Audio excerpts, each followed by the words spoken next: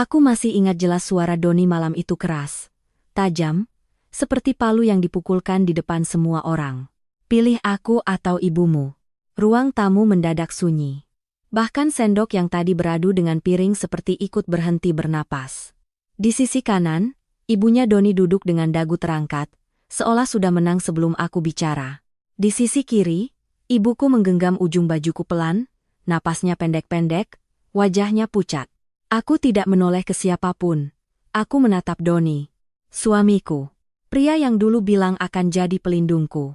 Sekarang berdiri seperti hakim, menunggu aku menghukum diri sendiri.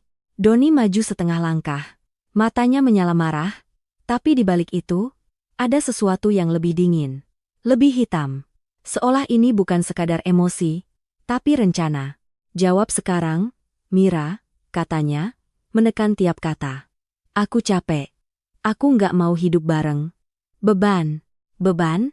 Kata itu meluncur begitu gampang dari mulutnya.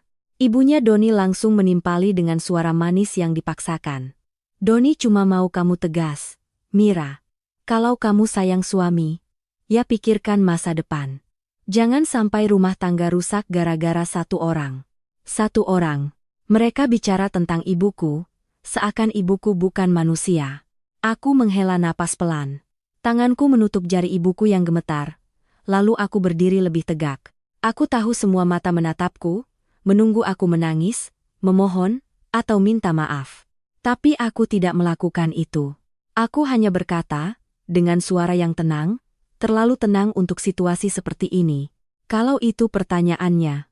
Aku menatap Doni tanpa berkedip. Aku sudah punya jawabannya sejak lama. Aku bisa merasakan udara di rumah itu berubah berat, pengap, seperti ada tangan yang menekan dadaku pelan-pelan. Doni menatapku, menunggu aku mengucapkan pilihan itu keras-keras, seolah ini acara hiburan. Seolah harga diriku bisa dipotong-potong di depan keluarga. Aku menoleh sedikit, bukan ke ibunya Doni, tapi ke ibuku. Wajahnya pucat, bibirnya bergetar. Ia mencoba tersenyum padaku, senyum orang tua yang selalu ingin jadi kuat. Meski tubuhnya sudah kalah, hatiku seperti disobek, tapi aku tidak akan memberi mereka tontonan. Aku kembali menatap Doni. Aku pilih ibuku.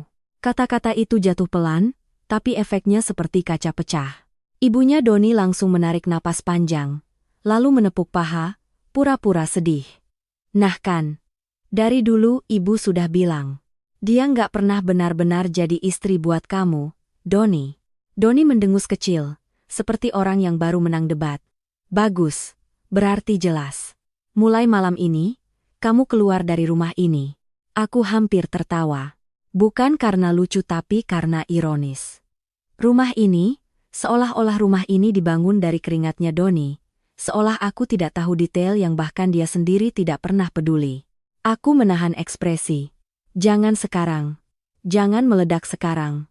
Aku harus tetap tenang. Di belakang Doni, beberapa anggota keluarga mulai berbisik-bisik. Ada yang menatapku dengan iba. Ada yang menatap ibuku dengan jijik, seperti penyakit itu menular lewat tatapan.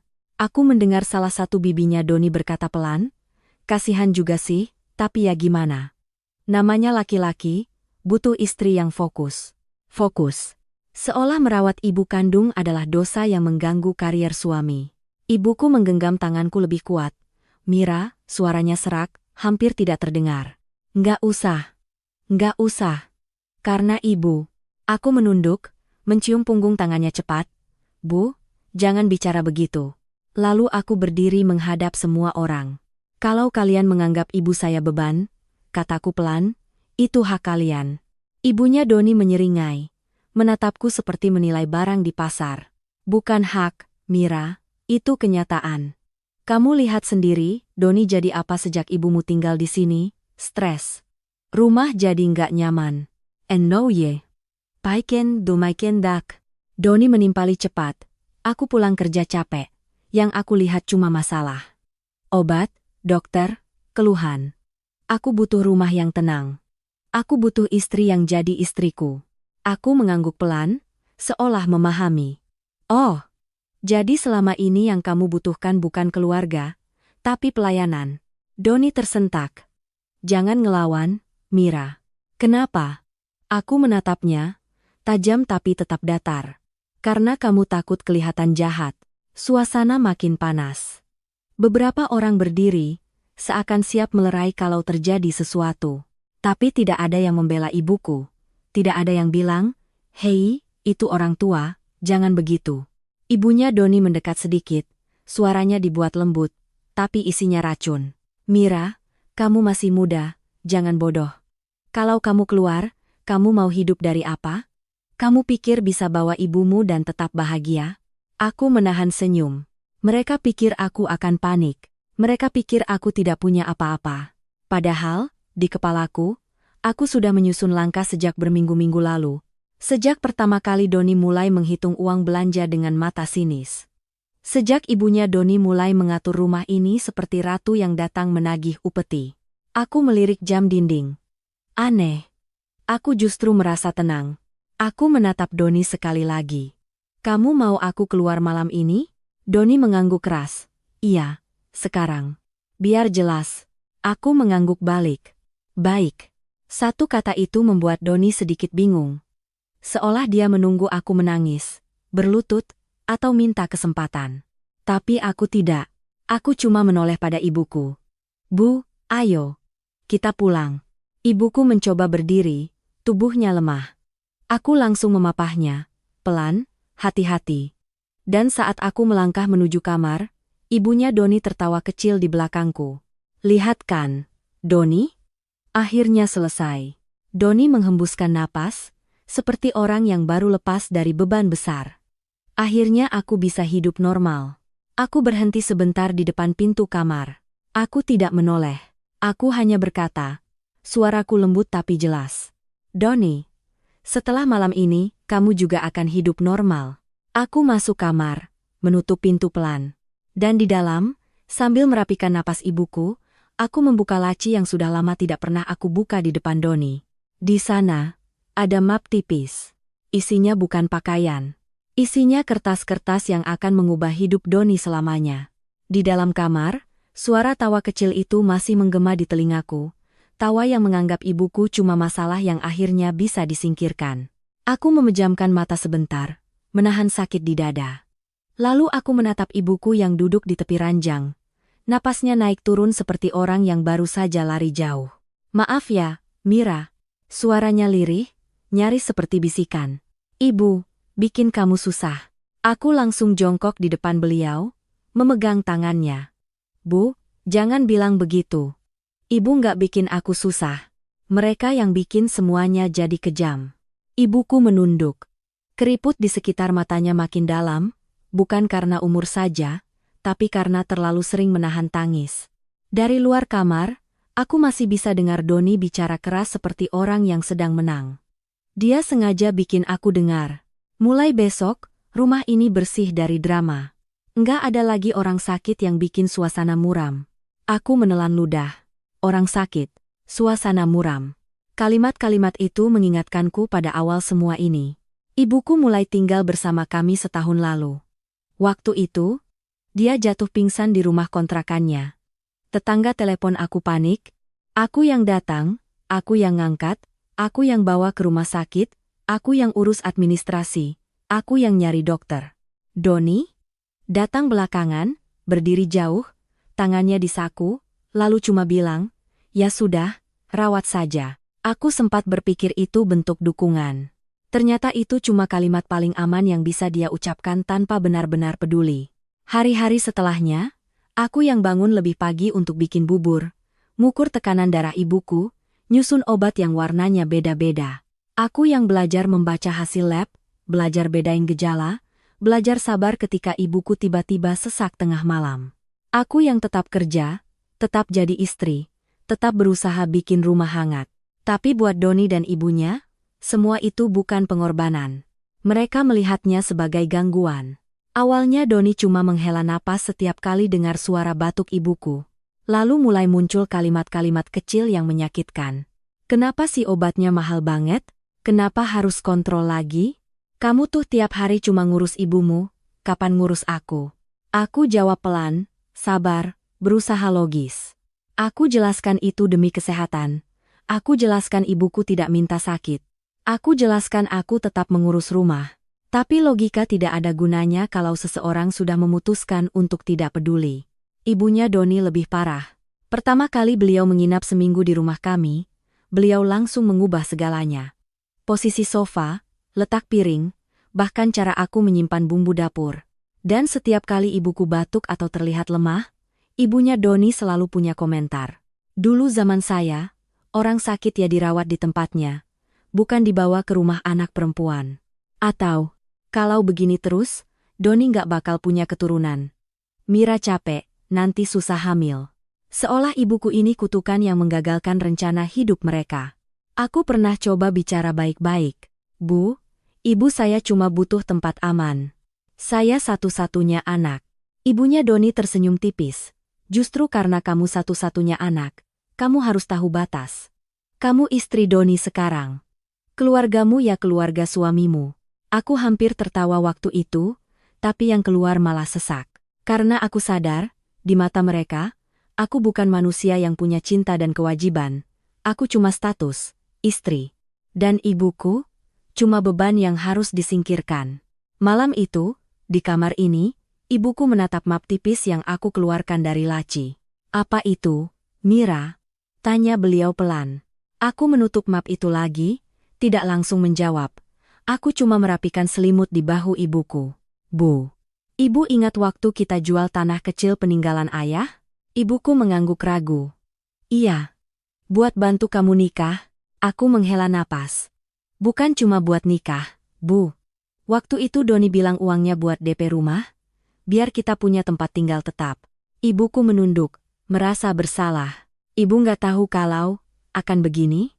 Aku menahan emosi. Ibu nggak salah. Yang salah orang yang memanfaatkan. Aku berdiri, berjalan ke koper kecil di sudut kamar. Aku buka pelan, bukan untuk memasukkan baju dulu tapi untuk memastikan sesuatu ada di tempatnya. Di antara beberapa dokumen, ada kwitansi, ada salinan perjanjian, ada bukti transfer yang selama ini Doni kira sudah hilang. Aku tidak mengumpulkan itu dalam sehari. Aku mengumpulkan itu pelan-pelan, diam-diam. Karena ada satu momen yang mengubah pikiranku total. 3 bulan lalu, ibuku kambuh parah. Aku panik, aku minta Doni antar ke rumah sakit karena mobil di rumah. Doni menolak. Ngapain tengah malam ke rumah sakit? Besok aja, katanya sambil main ponsel. Aku bilang ibuku sesak, bibirnya biru. Doni cuma menoleh sekilas lalu berkata, ya kamu pesan taksi online. Aku memanggil ambulans sendiri. Malam itu, di lorong rumah sakit, aku menatap wajah ibuku yang lemah dan aku sadar. Kalau aku tetap percaya pada Doni, suatu hari ibuku bisa mati, bukan karena sakitnya, tapi karena diabaikan. Sejak saat itu, aku berhenti berharap. Aku mulai bersiap. Di luar kamar, suara Doni kembali terdengar. Kali ini lebih dekat. Mungkin dia berdiri di depan pintu. Sengaja, jangan lama-lama packing, Mira. Jangan bawa barang-barang aku. Aku menatap pintu itu. Aku bisa membayangkan wajahnya. Sombong, puas, merasa berkuasa. Aku menjawab cukup keras agar dia dengar. Aku nggak akan ambil yang bukan milikku. Lalu aku menatap ibuku lagi, dan suaraku melembut. Tapi, Bu, yang milik kita ambil. Ibuku menatapku bingung, tapi ada sedikit cahaya di matanya, cahaya kecil dari orang yang lelah tapi masih ingin percaya. Aku menutup map itu rapat, memasukkannya ke tas selempangku. Dan saat itu aku tahu, malam ini bukan akhir buatku. Malam ini cuma awal dari penyesalan panjang Doni. Aku baru saja menutup tas selempang ketika pintu kamar diketuk keras, bukan ketukan sopan, tapi ketukan yang ingin menunjukkan kuasa. Buka. Suara Doni dingin. Aku membuka pintu sedikit. Doni berdiri di sana bersama ibunya. Mereka seperti pasangan jaksa dan saksi utama, siap menuntut vonis. Ibunya Doni langsung menyapu kamar dengan mata sinis, lalu menatap ibuku yang duduk lemah di ranjang. Begini nih akibatnya, katanya, seolah sedang bicara tentang barang rusak. Rumah jadi rumah sakit. Doni jadi suami yang enggak dihargai. Kamu jadi istri yang lupa diri. Aku menarik napas pelan. Saya enggak lupa diri, Bu. Saya cuma ingat siapa yang melahirkan saya. Ibunya Doni mencibir kecil. Jangan drama. Kita ini realistis. Kalau memang sayang sama ibu kamu ya carikan tempat yang layak. Panti itu banyak yang bagus. Ada perawat. Ada dokter. Kamu bisa fokus jadi istri. Kata fokus itu seperti pisau yang diulang-ulang. Mereka pikir hidup ini cuma soal mengatur prioritas seperti jadwal kantor. Doni menyilang tangan. Iya, Mira. Aku udah capek. Aku udah sabar. Tapi kamu bandel. Kamu keras kepala. Aku menatapnya lama. Sabar yang mana, Don? Sabar menunggu ibuku hilang? Doni tersentak, tapi cepat menutupinya dengan marah. Jangan putar balik. Ini soal rumah tangga kita. Aku butuh ketenangan. Ibunya Doni langsung ikut mengompori. Suaranya naik sedikit. Mira, kamu jangan bikin Doni kelihatan jahat. Ini semua demi kebaikan kamu juga. Kamu masih muda, kamu harus punya anak. Kalau terus begini, kapan? Aku memejamkan mata sebentar. Mereka selalu kembali ke satu hal, keturunan. Seolah nilai seorang perempuan cuma itu. Aku membuka mata, menatap ibunya Doni. Bu, ibu saya sakit. Bukan kutukan. Ya justru itu, jawab beliau cepat. Orang sakit harus di tempatnya. Di panti, kamu bisa datang jenguk. Kalau kamu punya hati, itu pilihan terbaik. Aku menoleh pada Doni. Kamu setuju? Doni mengangguk tegas. Aku setuju. Aku bahkan bisa bantu biayanya. Tapi ibu kamu harus keluar dari rumah ini. Aku hampir tertawa lagi bukan karena lucu, tapi karena mereka selalu mengira masalah ini cuma soal biaya dan lokasi. Padahal lebih dalam. Aku menatap ibuku sebentar. Ibuku menunduk, matanya berkaca-kaca. Seolah beliau sudah siap menyerah demi aku. Itu yang paling menyakitkan.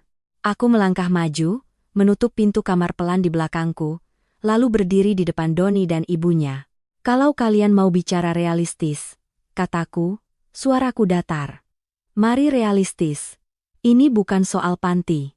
Ini soal kalian tidak mau melihat penderitaan orang lain. Ibunya Doni menyeringai. Sok bijak. Tapi kamu tetap harus pilih.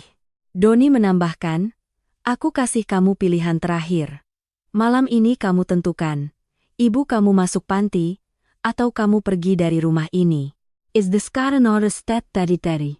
Aku menatap wajah Doni, mencoba mencari sisa orang yang dulu aku nikahi. Tapi yang kulihat hanya seseorang yang menikmati kuasa karena ada penonton. Beberapa anggota keluarga sudah berkumpul lagi di ruang tamu. Mereka mengintip dari celah pintu. Seperti menonton sidang. Ibunya Doni melangkah setengah maju, suaranya dibuat lembut, tapi itu hanya topeng. Mira, kamu jangan keras kepala.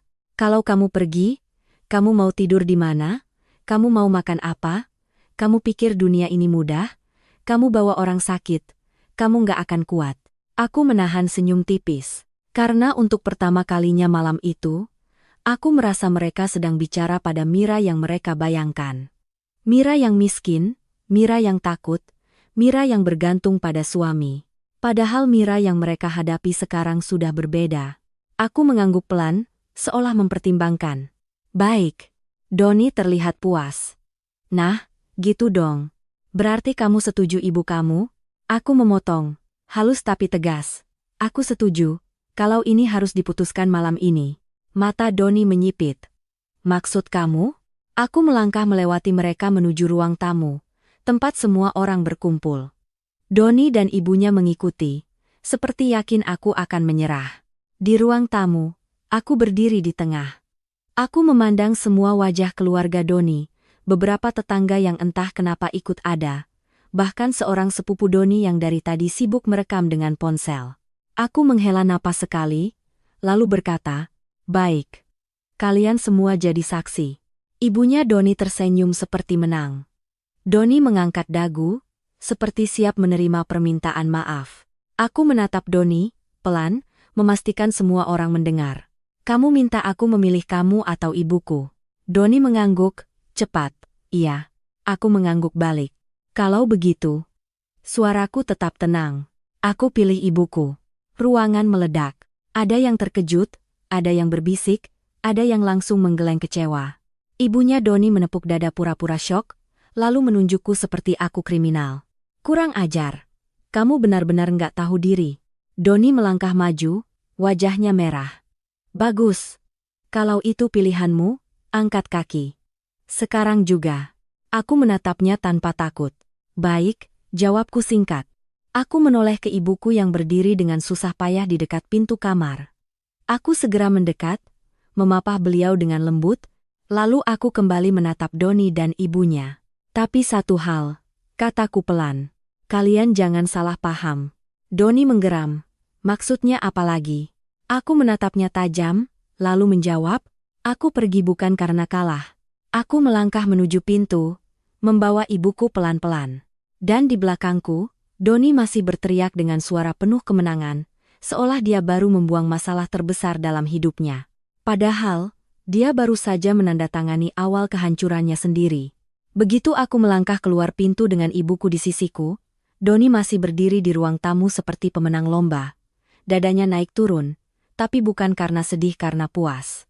Dengar ya, teriaknya ke semua orang, sengaja. Aku udah kasih kesempatan. Dia yang pilih pergi. Beberapa orang mengangguk-angguk, seperti mengamini keputusan yang tidak pernah mereka jalani. Ibunya Doni mendekat ke tengah ruang tamu, suara dibuat paling sedih. Doni, sabar ya, nak. Kamu sudah berusaha. Tapi ada perempuan yang memang lebih mementingkan darahnya daripada suaminya. Aku tidak membalas. Aku tidak menoleh. Karena aku tahu, kalau aku menoleh sekarang, mereka akan merasa punya kuasa atas emosiku. Dan aku tidak mau memberi mereka itu. Aku fokus pada langkah ibuku yang pelan, sedikit terseret. Tubuhnya ringan sekali, terlalu ringan untuk seseorang yang sudah menghabiskan hidupnya bekerja keras. Saat kami sampai di teras, udara malam menyentuh wajahku. Dinginnya terasa seperti tamparan, tapi anehnya, itu membuat pikiranku lebih jernih. Di belakang, pintu masih terbuka. Suara-suara mereka masih mengalir keluar. Biarin aja, kata Doni. Dia pikir bisa hidup tanpa aku, paling 2 hari juga balik. Ibunya Doni tertawa kecil, lalu berkata dengan nada meremehkan, yang penting sekarang rumah ini bersih. Enggak ada lagi bau obat-obatan. Bau obat-obatan. Kalimat itu membuat tanganku menggenggam tas lebih kuat. Aku berhenti sebentar, menatap halaman rumah yang gelap. Dalam kepala, aku mengulang satu kalimat, tenang, Mira, jangan terbawa. Aku membimbing ibuku duduk di kursi teras. Bu, tunggu sebentar ya. Aku panggil kendaraan. Ibuku menggeleng lemah. Mira, enggak usah. Ibu bisa pulang sendiri. Aku langsung memegang bahunya, menatapnya serius. Bu, jangan minta maaf lagi. Jangan pernah merasa bersalah karena masih hidup. Ibuku terdiam, matanya basah. Dia menunduk pelan. Aku mengambil ponsel dan memesan mobil. Jari-jariku bergerak cepat, terbiasa.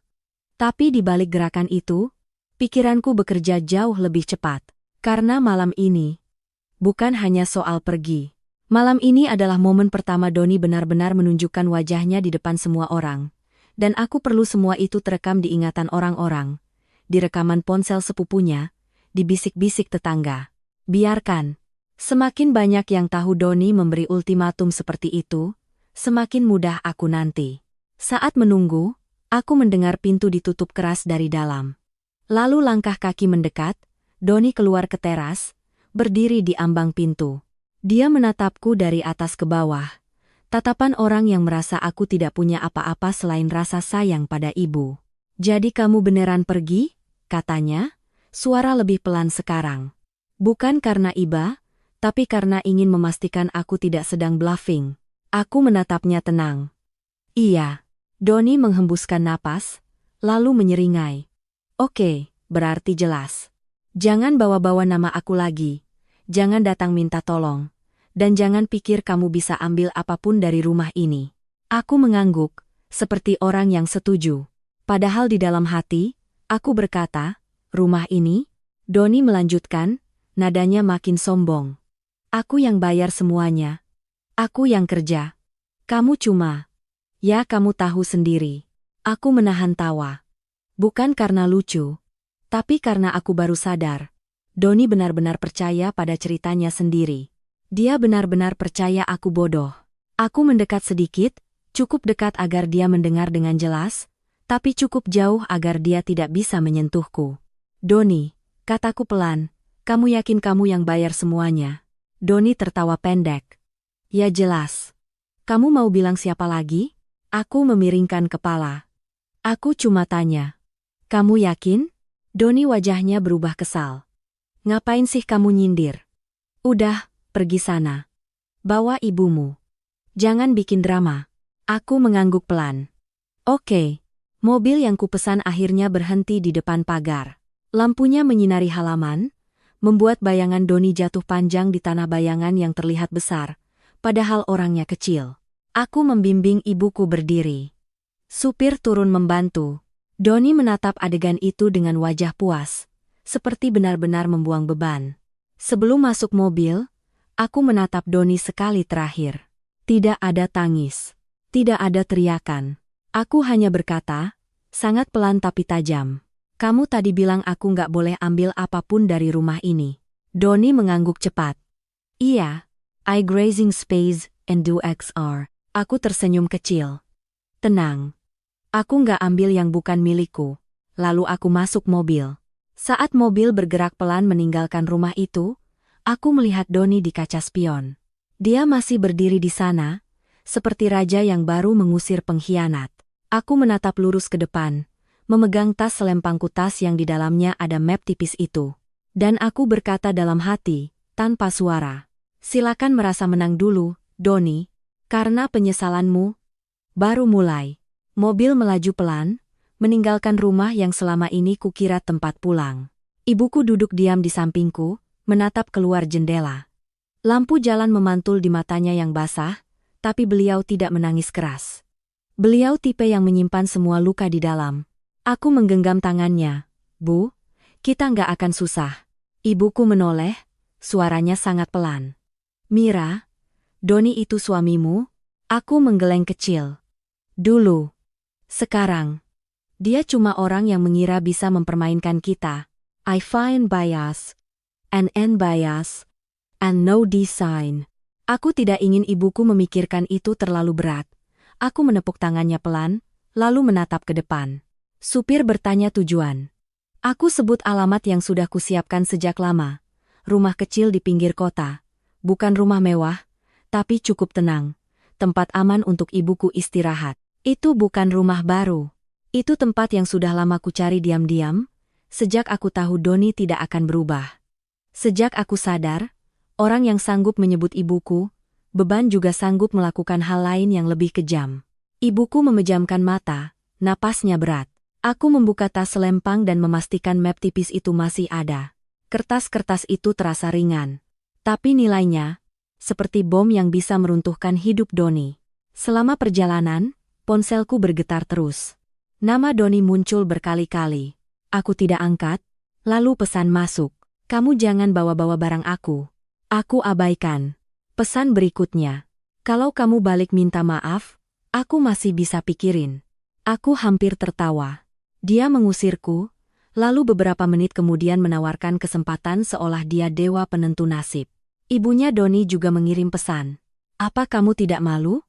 Perempuan baik tidak meninggalkan rumah suami. Aku membaca sambil menghela napas. Mereka masih memainkan kartu yang sama. Rasa malu, rasa bersalah, nama baik. Mereka tidak tahu. Aku sudah berhenti peduli pada opini orang yang tidak punya hati. Aku menulis satu balasan singkat, lalu aku kirim hanya ke Doni. Kamu bilang aku boleh pergi. Aku pergi. Jangan ganggu ibuku. Doni membalas cepat, seperti menunggu. Ibumu itu sumber masalah. Aku menatap layar lama. Tanganku tidak gemetar. Yang gemetar hanya bagian dalam dadaku bukan takut, tapi marah yang selama ini kutahan. Aku mengetik pelan. Kalau ibuku sumber masalah, berarti kamu sumber solusi? Lucu. Lalu aku matikan notifikasi. Aku tidak butuh debat lewat chat. Aku butuh langkah nyata. Saat kami sampai di rumah kecil itu, supir membantu mengangkat barang. Aku memapah ibuku masuk. Rumahnya sederhana, tapi bersih. Aku sudah menyiapkan kasur tipis, obat, air hangat, dan semua yang dibutuhkan. Ibuku melihat sekeliling dengan mata ragu. Ini, Rumah siapa? Aku menjawab pelan. Rumah yang aman buat kita dulu. Sementara, ibuku menatapku, seperti baru sadar ada sesuatu yang aku sembunyikan selama ini. Kamu sudah rencanakan ini? Aku tidak langsung menjawab. Aku membantu ibuku duduk, lalu menyelimuti beliau. Bu, kataku lembut, aku nggak rencanakan untuk bercerai. Aku rencanakan untuk bertahan. Ibuku menelan ludah. Doni? Aku mengangkat tangan, menahan. Bu, jangan sebut namanya dulu. Malam ini ibu istirahat. Besok, aku yang urus semuanya. Ibuku memejamkan mata, tapi sebelum benar-benar tidur, beliau berbisik, Ibu takut kamu nanti sendirian, Mira. Aku menahan napas. Sendirian. Itu ketakutan yang paling mudah mereka tanamkan pada perempuan. Kalau kamu tanpa suami, kamu runtuh. Aku menunduk dan mencium kening ibuku pelan. Ibu? Aku nggak sendirian. Aku punya ibu. Dan aku punya otak. Setelah ibuku tertidur, aku duduk di lantai ruang tamu yang sepi. Lampu rumah kecil itu temaram. Angin malam masuk lewat celah jendela. Aku membuka map tipis itu untuk pertama kalinya malam itu. Di dalamnya ada salinan dokumen rumah, ada bukti transfer, ada perjanjian yang dulu Doni suruh aku tanda tangan tanpa banyak tanya, ada kwitansi yang aku simpan diam-diam setelah aku mulai curiga. Aku menatap satu lembar yang paling penting. Nama pemilik. Bukan Doni. Aku menutup map itu lagi, menarik napas panjang. Lalu aku membuka ponsel, masuk ke kontak yang jarang kupakai. Nama itu muncul, Pak Rudi Notaris. Aku tidak langsung menelepon. Aku melihat jam dulu. Sudah lewat tengah malam. Aku mengetik pesan singkat. Pak, besok pagi saya perlu ketemu. Penting. Soal dokumen rumah. Aku kirim. Beberapa detik kemudian, pesan balasan masuk. Oke, Mira. Jam 10.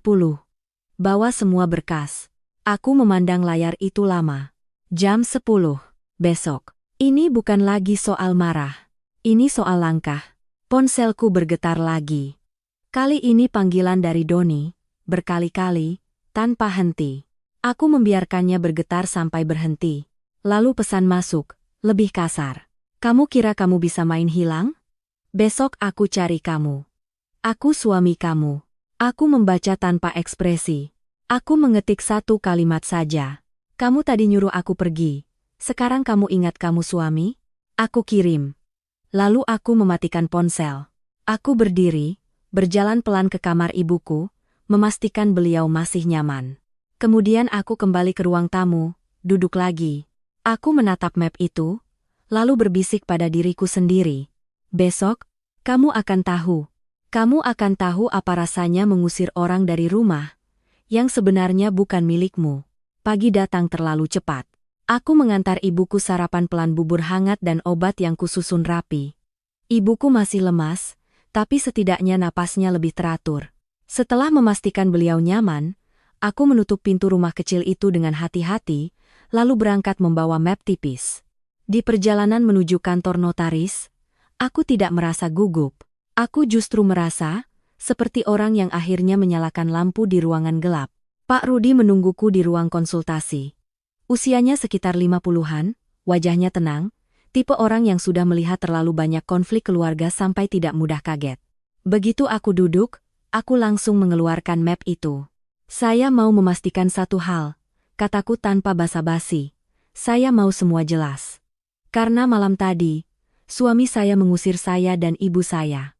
Pak Rudi mengangguk pelan. Kamu bawa dokumen yang mana? Aku mengeluarkan salinan sertifikat, kwitansi DP, bukti transfer berkali-kali, dan satu lembar perjanjian yang dulu Doni bilang hanya formalitas. Pak Rudi memakai kacamatanya, membaca satu persatu, lalu menghela napas panjang. Aku tanya dulu, katanya. Ini rumah yang sekarang kamu tempati sama suamimu? Aku mengangguk. Iya. Rumah yang dia bilang hasil kerja kerasnya. Pak Rudi menatapku, lalu menatap lagi lembar sertifikat. Mira, nama di sertifikat ini bukan nama suamimu. Aku tidak bereaksi, seolah itu hal biasa. Tapi di dalam, ada sesuatu yang seperti klik. Akhirnya, Pak Rudi melanjutkan. Suaranya tetap datar, tapi tiap kata seperti palu. Nama pemiliknya? Nama ibu kamu. Aku menahan napas sebentar, lalu mengangguk pelan. Saya tahu. Pak Rudi terdiam, kali ini dia yang terlihat kaget. Kamu tahu? Aku mengangguk lagi. Saya mulai curiga sejak Doni melarang saya pegang dokumen asli. Dan sejak ibu mertua saya mulai ngomong seolah rumah itu kerajaan mereka. Pak Rudi menatapku dengan cara berbeda, bukan kasihan, tapi hormat. Kalau begitu, kita bicara langkahnya. Aku merapatkan tangan. Tolong jelaskan, Pak. Dengan bahasa paling gampang. Pak Rudi menunjuk dokumen pertama. Uang DP yang kamu transfer waktu itu? Sumbernya dari hasil jual tanah peninggalan ayahmu, benar? Aku mengangguk. Iya. Uangnya masuk rekening saya dulu. Lalu saya transfer ke rekening yang Doni minta. Pak Rudi menunjuk bukti transfer. Ini bukti kuat. Dan di sini ada perjanjian. Ini yang kamu bilang formalitas? Aku mengambil napas. Doni suruh saya tanda tangan, katanya cuma supaya bank cepat cair. Pak Rudi menggeleng pelan.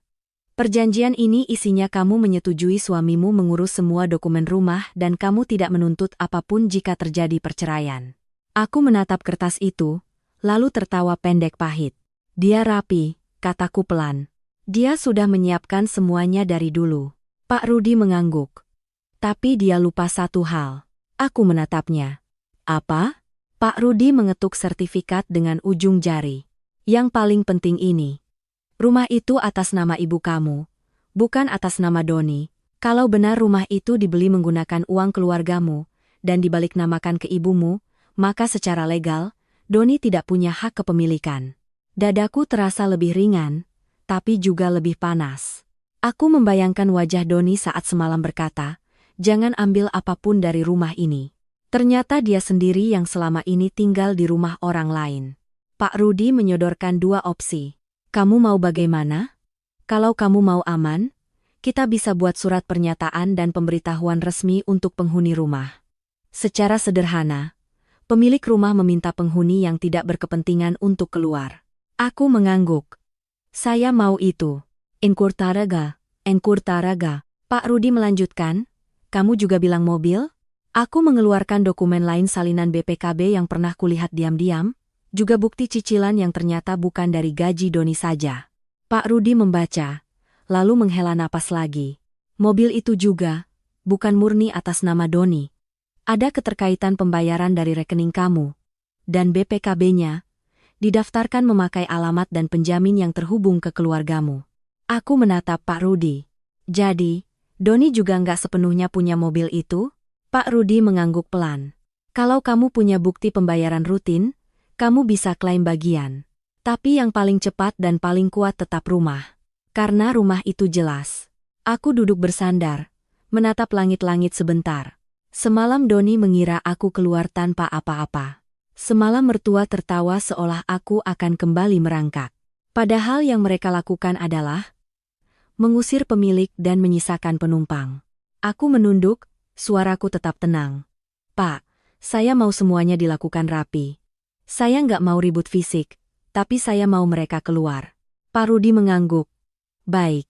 Saya siapkan surat resmi. Dan saran saya, kamu jangan datang sendirian. Bawa saksi. Dan kalau perlu, minta pendampingan RT atau aparat setempat untuk mencegah keributan. Aku mengangguk. Saya sudah pikirkan. Hispara Limara. Aku mengambil ponsel. Membuka satu folder video yang semalam sempat dikirimkan temanku-temanku yang kebetulan kenal sepupu Doni. Ada potongan rekaman. Doni berteriak, pilih aku atau ibumu. Dan ibunya Doni menyebut ibuku beban. Aku menatap video itu sebentar, lalu menutupnya. Bagus. Semakin lengkap. Pak Rudi menyerahkan dokumen yang sudah ditandatangani dan distempel. Ini, katanya. Hari ini kamu bisa bergerak. Aku memasukkan semuanya ke map. Tanganku terasa mantap, tidak gemetar sama sekali. Saat aku keluar dari kantor notaris, ponselku bergetar lagi. Doni, aku tidak angkat. Aku hanya menatap layar, lalu berbisik pelan, seperti bicara pada bayangan yang selama ini menindih hidupku. Kamu pikir kamu mengusir aku dari rumahmu. Padahal, kamu yang selama ini numpang. Dan hari ini, Aku akan mengingatkan kamu di mana tempatmu sebenarnya. Aku tidak langsung pulang ke rumah kecil itu. Aku langsung menuju rumah yang semalam mengusirku. Di tangan kiriku ada map berisi surat resmi, lengkap dengan stempel notaris. Di tangan kananku, ponselku bukan untuk menelepon Doni, tapi untuk memastikan semuanya berjalan tertib. Aku tidak datang sendiri. Aku menghubungi Pak RT pagi itu, bilang ada masalah keluarga dan aku butuh saksi supaya tidak ada drama. Pak RT datang dengan satu orang pengurus lingkungan. Mereka bukan polisi, tapi kehadiran mereka cukup membuat orang berpikir dua kali sebelum bertindak ngawur. Saat mobil berhenti di depan pagar, dadaku tidak sesak. Aku justru merasa seperti kembali ke tempat yang harusnya tidak pernah diambil dari keluargaku. Pak RT menatapku. Mira, kamu yakin? Aku mengangguk. Saya yakin, Pak. Saya cuma mau semuanya jelas. Aku mengetuk pagar pelan. Tidak lama, pintu terbuka. Ibunya Doni muncul duluan. Wajahnya langsung berubah begitu melihat aku. Loh, kamu balik? Katanya sinis, matanya cepat menyapu Pak RT dan orang yang bersamanya. Bawa siapa ini? Mau bikin malu keluarga saya? Aku menatap beliau tenang. Saya balik bukan untuk minta maaf, Bu. Doni muncul di belakangnya. Rambutnya masih berantakan, kaosnya kusut. Begitu melihatku, wajahnya langsung keras. Kamu ngapain balik? Suaranya tinggi. Aku sudah bilang, jangan datang lagi. Aku menghela napas pelan. Aku datang untuk menyelesaikan sesuatu.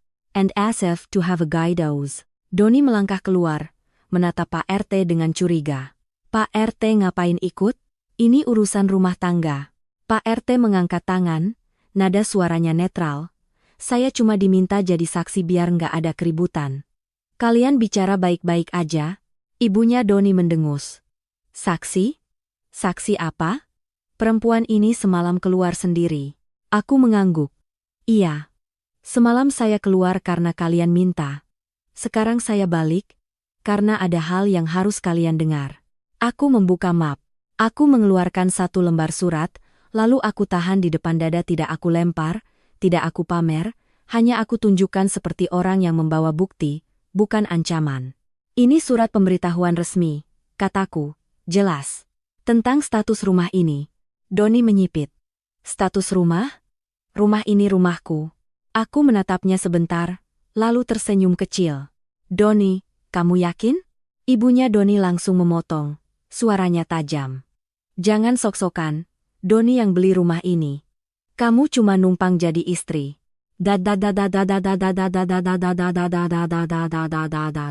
Aku tidak terpancing. Aku menyerahkan surat itu ke Pak RT dulu, biar beliau lihat stempelnya, lalu aku menyodorkan salinan ke Doni. Doni merebut kertas itu kasar. Matanya bergerak cepat membaca.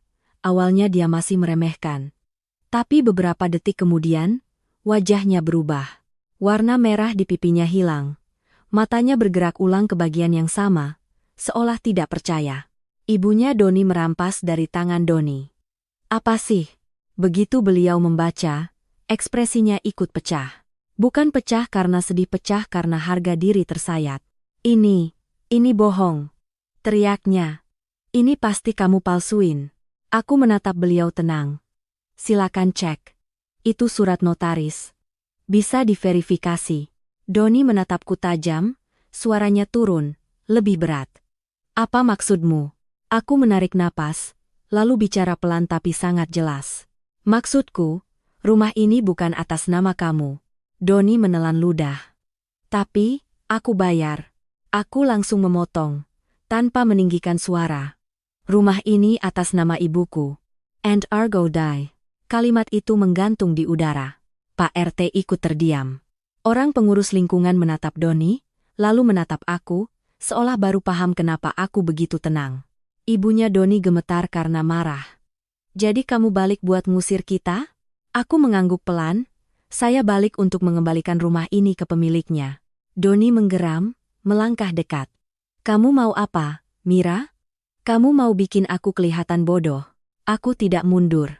Kamu sudah bikin dirimu sendiri kelihatan bodoh waktu kamu mengusir aku dari rumah yang bukan milikmu. Doni mengangkat tangan, seperti mau menunjuk wajahku, tapi Pak RT langsung maju setengah langkah, memberi batas. Doni, kata Pak RT tegas. Kalau memang surat ini benar, kalian harus bicara baik-baik. Jangan sampai ada kekerasan. Ibunya Doni menatapku dengan mata berapi. Kamu pikir kamu menang? Kamu pikir kamu bisa hidup tanpa suami? Aku tersenyum tipis. Saya sudah hidup dengan suami yang tidak punya hati. Jadi hidup tanpa dia, jauh lebih mudah. Doni menghembuskan napas keras, mencoba mengontrol. Oke, kalau rumah ini atas nama ibumu, terus apa maumu? Kamu mau jual? Kamu mau ambil? Aku menggeleng. Aku mau satu hal dulu.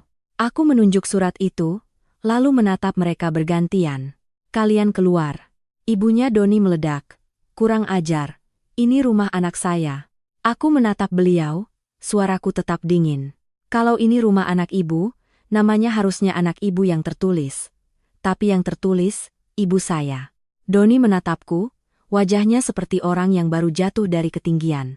Mira, kita bisa bicara baik-baik. Aku mengangguk. Kita memang akan bicara baik-baik. Aku memandang ruang tamu, tempat semalam mereka menertawakanku.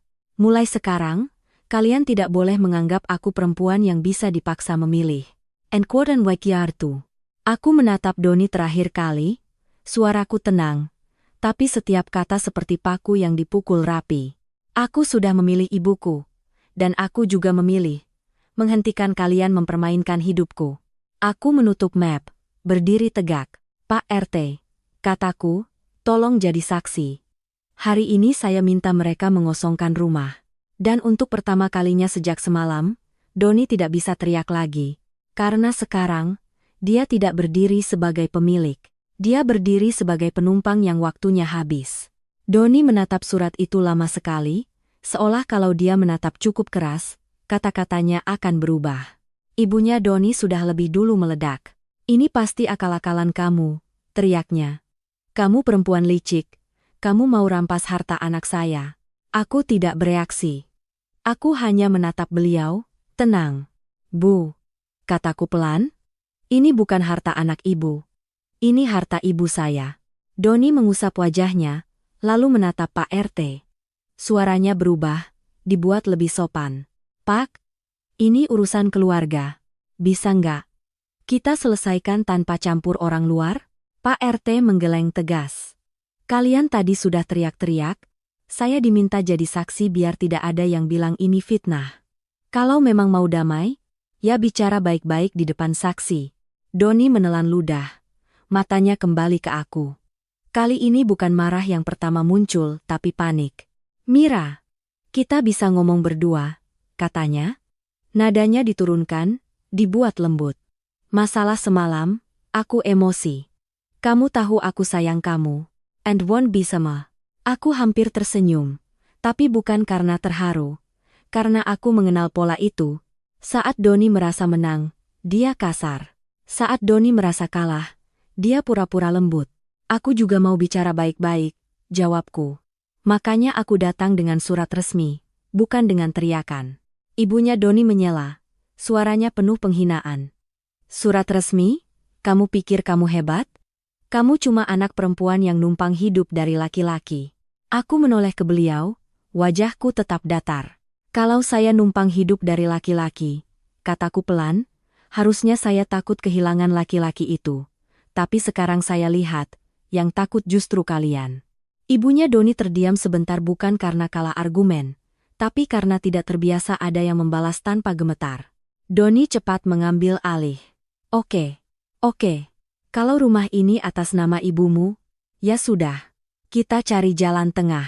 Aku mengangkat alis. Jalan tengah apa? Doni melirik ibunya dulu, lalu kembali ke aku. Kamu kan istri aku?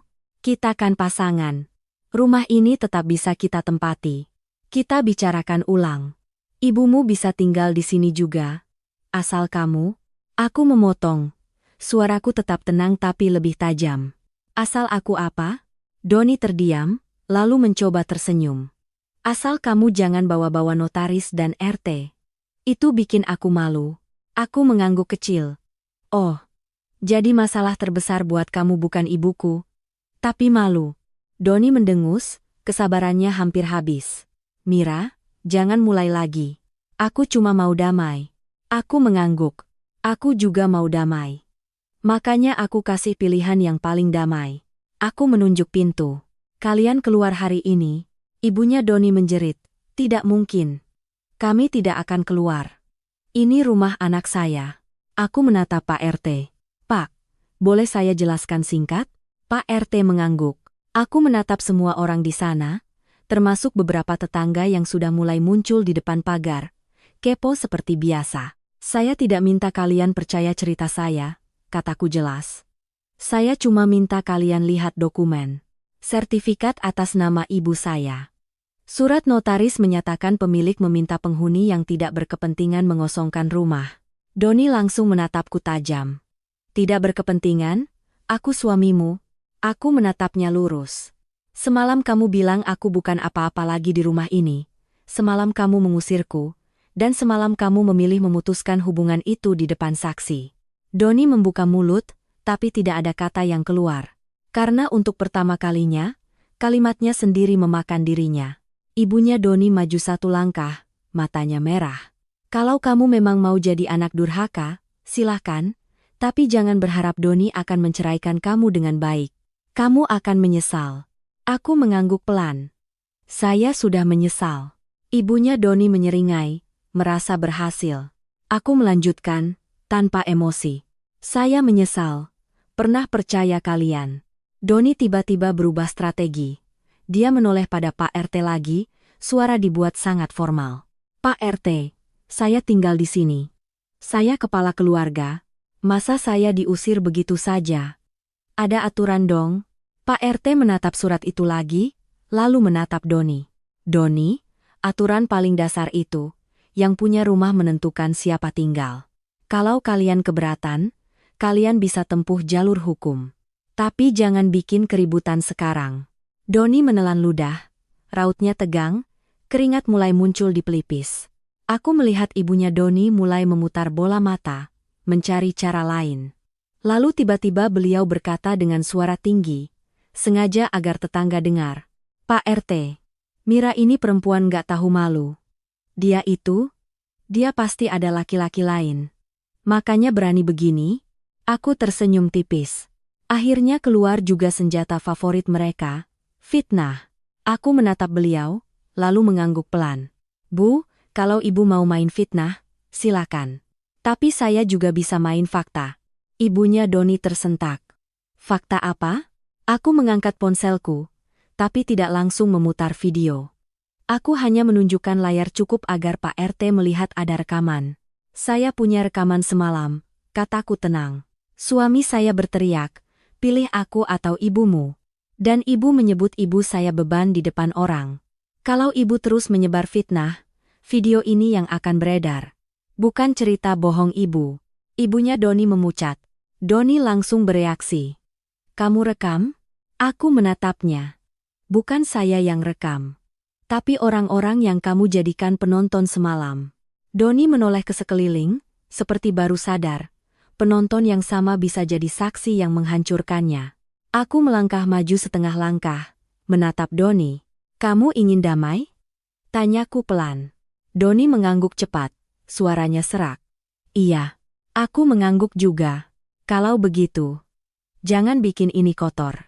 Aku menunjuk ke dalam rumah. Kemas barang kalian. Ambil yang benar-benar milik kalian. Sisanya tinggal. Ibunya Doni berusaha bertahan. Kami nggak punya tempat. Aku menatap beliau. Suaraku dingin. Semalam ibu juga tidak peduli saya dan ibu saya punya tempat atau tidak. Tatarana Gusiaro, kalimat itu menutup semua alasan. Doni menunduk, lalu pelan berkata, kasih aku waktu. Aku mengangguk. Saya kasih. Aku menatap jam di ponsel. 2 jam. Ibunya Doni mau protes, tapi Doni langsung menahan lengan ibunya.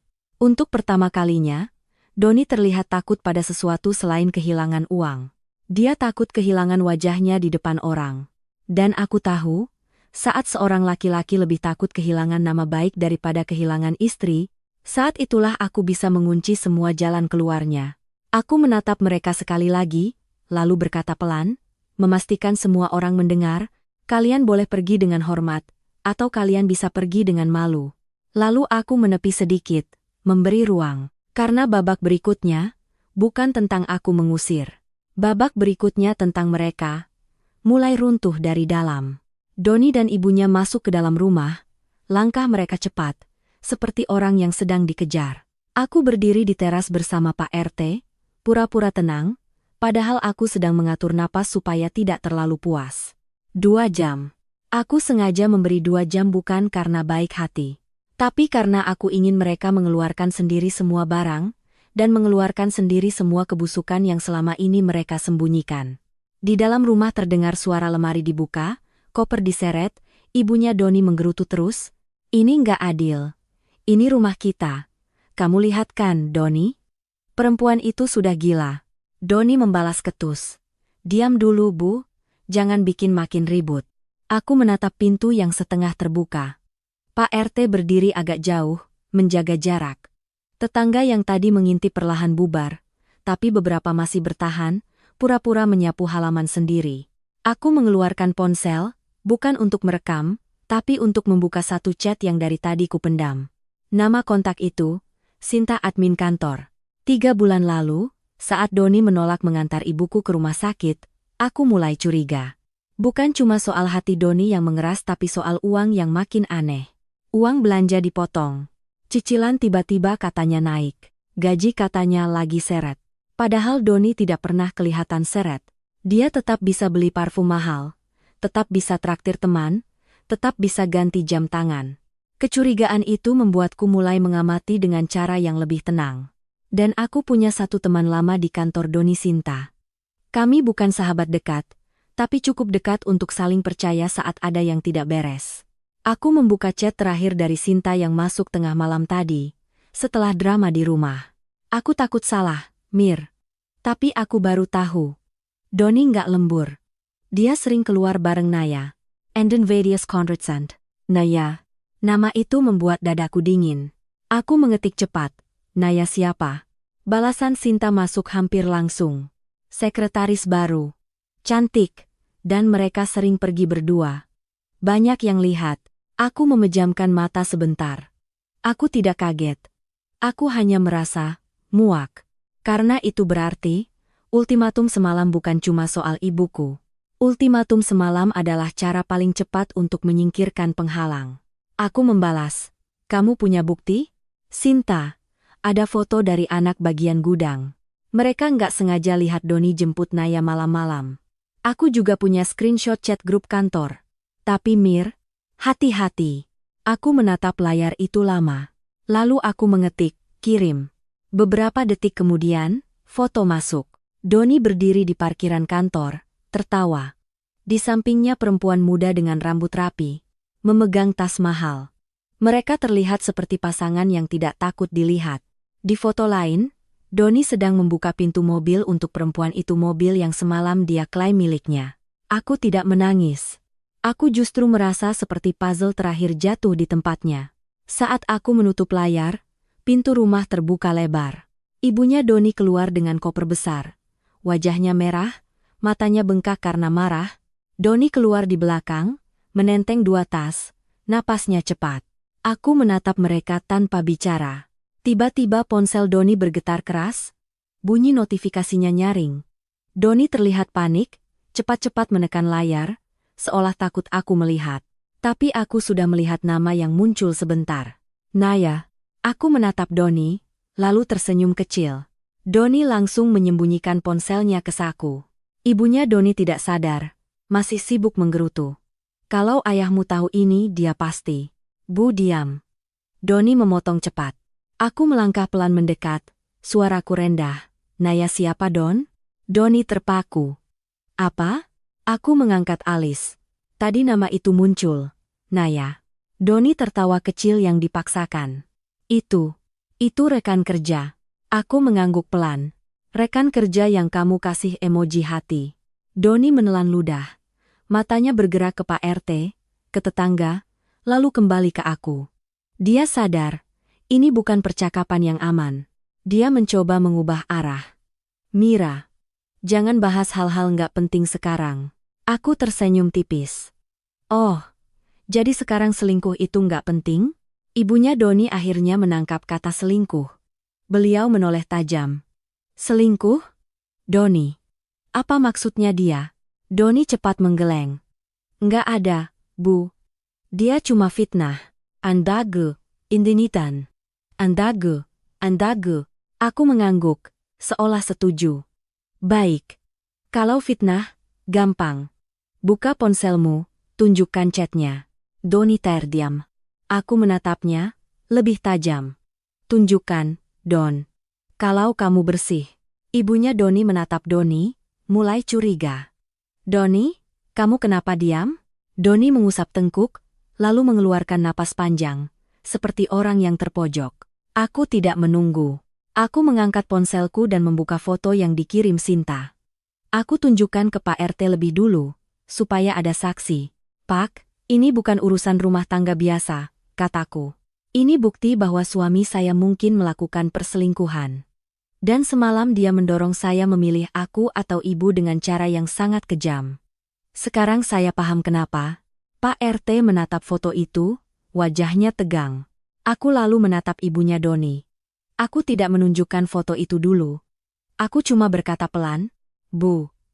Ibu bilang ibuku beban, dan ibu takut Doni nggak punya keturunan. Tapi ternyata Doni sudah cari jalan lain.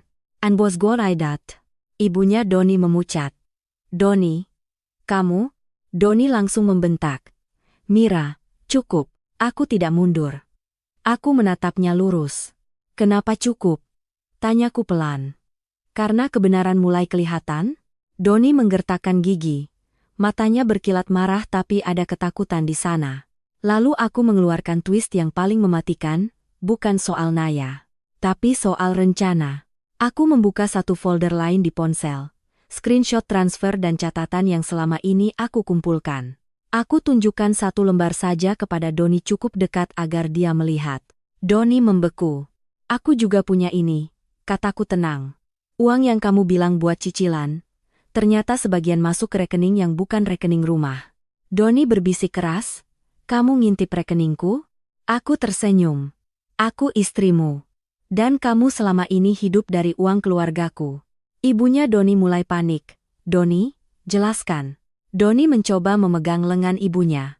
Bu, kita pulang dulu. Encourtna. Aku melanjutkan, suaraku tetap rata, tapi setiap kata seperti menghantam. Kamu dan Naya itu bukan cuma main belakang, Don. Doni menatapku tajam. Apa maksudmu? Aku menatapnya tanpa berkedip. Maksudku, kamu sudah siap cerai dari aku. Doni tertawa pahit. Ya bagus dong, kamu yang pilih ibumu. Aku mengangguk. Iya, tapi rencanamu bukan cerai karena aku pilih ibuku. Encourtai.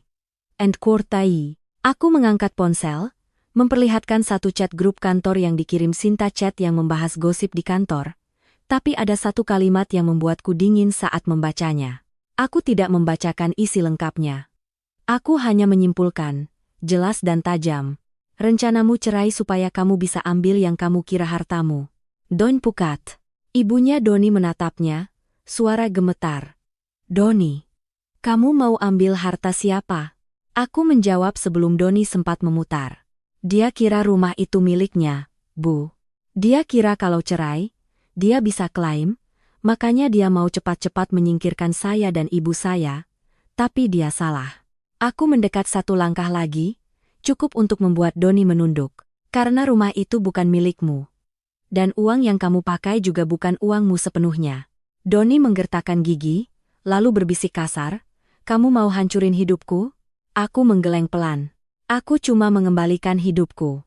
I have no reason as ideas though. Ibunya Doni tiba-tiba menangis bukan karena menyesal pada ibuku, tapi karena takut kehilangan kenyamanan yang selama ini mereka nikmati. Doni berdiri kaku. Matanya kosong beberapa detik, seperti orang yang baru sadar semua rencananya runtuh. Aku menatap mereka berdua, lalu berkata pelan, memastikan Pak RT mendengar. Kalau kalian keluar baik-baik, saya tidak akan membuat ini lebih besar. Aku berhenti sebentar, lalu menatap Doni langsung. Tapi kalau kalian berusaha memutarbalikkan cerita, aku punya bukti untuk memastikan orang tahu siapa yang sebenarnya kotor. Doni tidak menjawab. Dia hanya mengangkat koper, berjalan keluar melewati pagar dengan langkah berat. Dan untuk pertama kalinya, pria yang semalam merasa menang itu, pergi seperti orang yang baru kehilangan segalanya. Doni berjalan keluar melewati pagar, koper di tangan, punggungnya tegang seperti orang yang baru ditampar di depan umum. Ibunya menyusul di belakang, masih sesekali menoleh, seolah berharap ada yang menghentikan semua ini dan mengembalikan kerajaannya, tapi tidak ada.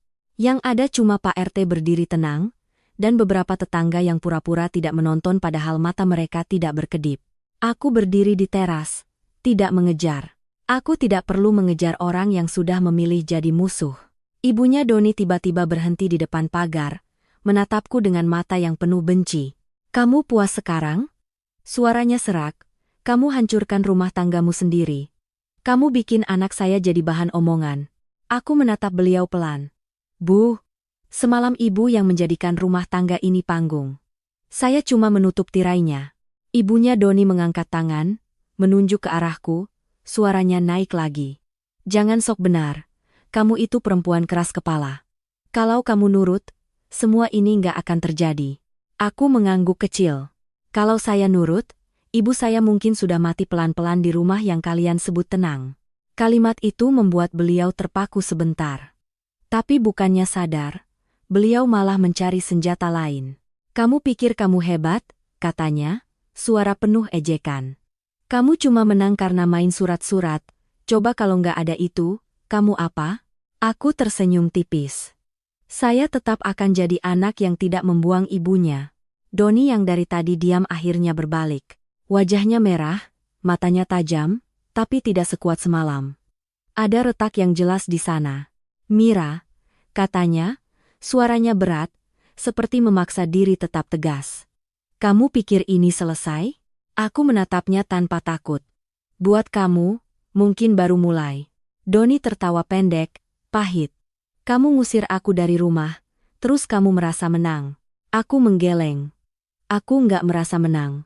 Aku merasa bebas. Doni mendekat satu langkah, tapi Pak RT langsung menggeser tubuhnya sedikit, memberi jarak. Doni berhenti, menahan emosi. Bebas? Doni mengulang, sinis. Bebas dari suami yang ngasih kamu semuanya? Aku menatapnya tajam. Kamu nggak ngasih aku semuanya. Kamu ngambil semuanya, lalu bilang itu punyamu. Doni menelan ludah, lalu tiba-tiba suaranya berubah lebih rendah, lebih licik. Kamu tahu kan, kalau cerai, aku bisa bikin kamu repot. Aku bisa bilang kamu ninggalin suami. Aku bisa bilang kamu nggak patuh. Aku memotong, tenang. Kamu bisa bilang apa saja.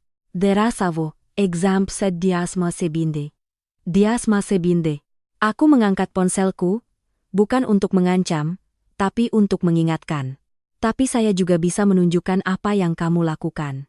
Doni menatap ponsel itu seperti menatap pistol. Ibunya Doni langsung panik. Doni, jangan ribut, kita pergi saja. Doni mengabaikan ibunya, tatapannya menempel di wajahku. Kamu mau apa sebenarnya, Mira? Aku menarik napas. Ini puncaknya. Ini momen terakhir sebelum semuanya benar-benar pecah atau benar-benar selesai.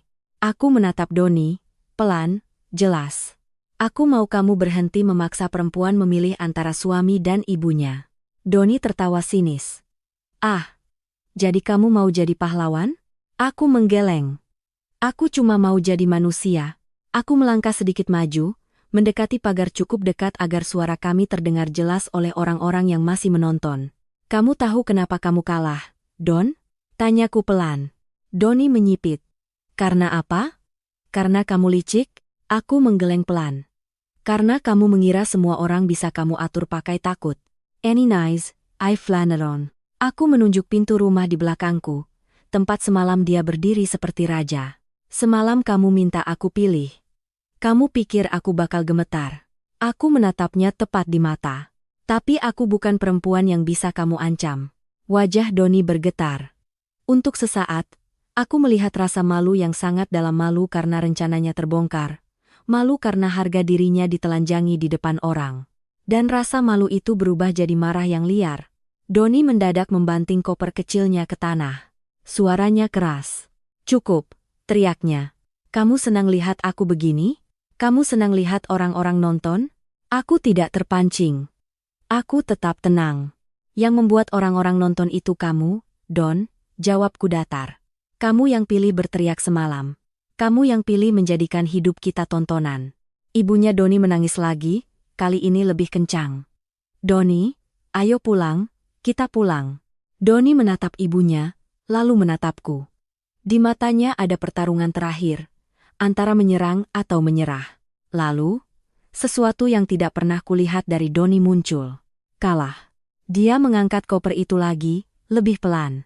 Suara Doni turun, serak. Mira, kita bisa perbaiki. Aku menatapnya lama. Aku menunggu apakah ada satu kalimat yang keluar dari mulutnya. Maaf, tapi tidak ada. Yang ada hanya kalimat yang tetap memikirkan dirinya. Kamu buat aku kelihatan buruk. Aku mengangguk pelan. Karena kamu memang buruk. Doni seperti ditampar lagi. Ia menunduk, rahangnya mengeras, lalu memutar badan. Ibunya Doni menyusul, masih sempat meludah kata-kata terakhir dari balik bahu. Kamu akan menyesal. Hidupmu akan hancur tanpa suami. Aku menatap punggung mereka yang menjauh. Dan aku menjawab, cukup pelan. Tapi cukup jelas untuk didengar orang-orang terdekat. Hidupku hancur justru saat aku punya suami seperti itu. Mereka berjalan pergi. Melewati jalan kecil di depan rumah, dengan koper masing-masing. Tidak ada pelukan perpisahan. Tidak ada drama sinetron yang manis. Hanya dua orang yang pergi, dengan satu koper, dan satu kenyataan pahit. Mereka sudah kehilangan rumah yang mereka pikir milik mereka. Dan lebih dari itu, mereka sudah kehilangan kendali atas hidupku. Setelah pagar menutup, suara di luar seperti ikut padam. Yang tersisa cuma napasku sendiri, dan rumah yang tiba-tiba terasa lebih luas. Pak RT menatapku sebentar. Mira, kamu kuat ya? Aku mengangguk. Saya cuma capek hidup pura-pura. Pak RT pamit. Orang-orang perlahan bubar. Dan untuk pertama kalinya setelah berbulan-bulan, rumah ini benar-benar sunyi. Bukan sunyi yang menakutkan. Sunyi yang lega. Aku masuk, mengunci pintu, lalu berdiri di ruang tamu tempat semalam aku dipermalukan. Aku menatap sofa, meja, sudut-sudut yang dulu terasa seperti ranjau. Aku tidak menangis. Aku hanya menarik napas panjang, seperti orang yang baru selesai menyelam terlalu lama. Aku segera pulang ke rumah kecil tempat ibuku beristirahat. Begitu aku membuka pintu, ibuku menatapku cemas. Mira, gimana? Aku tersenyum kecil. Sudah, Bu. Mereka keluar. Ibuku menutup mulut, seperti tidak percaya. Matanya berkaca-kaca.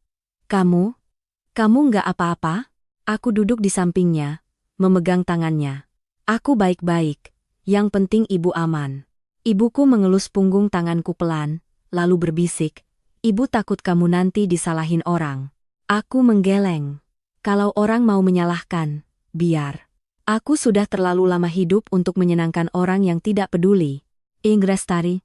Hari-hari berikutnya berjalan seperti domino yang jatuh satu persatu.